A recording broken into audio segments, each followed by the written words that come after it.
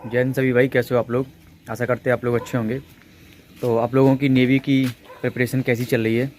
Navy MR SSR navy medical assistant वाली exam date सभी ने देख लिया होगा।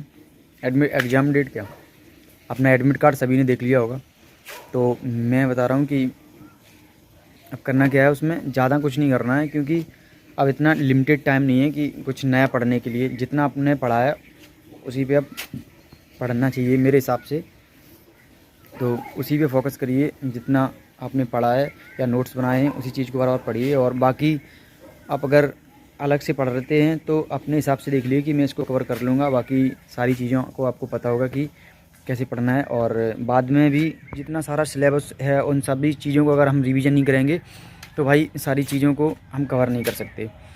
क्योंकि एग्ज़ाम आप अगर फर्स्ट एक बार एग्ज़ाम दे रहे हो तो शायद आपको इतना एक्सपीरियंस ना हो, क्योंकि एग्ज़ाम में जब जाते हैं तो ऐसा लगता है कि ये भी हो जाएगा वो भी हो जाएगा। क्योंकि एग्ज़ाम पास करने में जितना सरल लगता है कि नेवी एमआर का एग्ज़ाम है, 25 क्वेश्चन जीएस के आएंगे, 12 साइंस के आएंगे, 12 मैथ के आएंगे, तो लोग अंदाज़ लगा देते कि जीएस में हो जाएंगे 20 और उसमें से हो जाएंगे हमारे 20।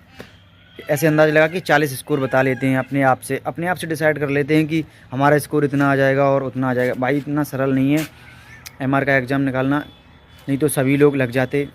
क्योंकि उसमें भी एक लॉजिक है, अगर आपने पढ़ा है तो कर सकते हो और प्रैक्टिस की है तो। पेपर इतना हार्ड नहीं है, 50 में से 48 भी स्कोर आता है, ऐसी बात नहीं है। लेकिन उन चीज़ों को लेके चलोगे तो अगर आपने पढ़ाई की है तो अच्छा स्कोर ही आएगा। क्योंकि अगर आपने पढ़ा नहीं है और अभी भी वही काम कर रहे हो कि पढ़े जा रहे हो, कोई पता नहीं है, तो भाई जितना आपने पीछे 1 महीने में, 10 दिन में, 15 दिन में जितना कवर किया है उन चीज़ों को डेली रिवाइज करो, उन्हीं चीज़ों को डेली पढ़ो और उन टॉपिक को पढ़ो जो 100% आपको पता हो कि इसमें से क्वेश्चन आएगा, इसमें से 100% 1 या 2 क्वेश्चन आने हैं। तो उन टॉपिक से आपको पढ़ना है, नहीं तो फिर आपको प्रॉब्लम होगी भाई। वहाँ पे जाओगे तो फिर पता चलेगा। तो उन चीज़ों पे फोकस करना है जिन चीज़ों को हमने पढ़ा है पहले से, और उन चीज़ों पे कम फोकस करिए। जैसे मैंने पढ़ाई नहीं है तो उन चीज़ों को छोड़ दीजिए ज़्यादातर, और जितना हो सके रिवीजन करिए। सेक्शनल मॉक लगाइए। टेक्स्ट बुक सबसे अच्छा है, अगर आप टेक्स्ट बुक पे लगाते हैं तो सेक्शनल लगाइए। सेक्शनल बाद जितने सारे मॉक उसमें दिए गए हैं सारे टेस्ट लगाइए, और फुल मॉक टेस्ट भी लगाइए। जितने नंबर आ रहे हैं कोई दिक्कत नहीं है, मोर देन इनफ।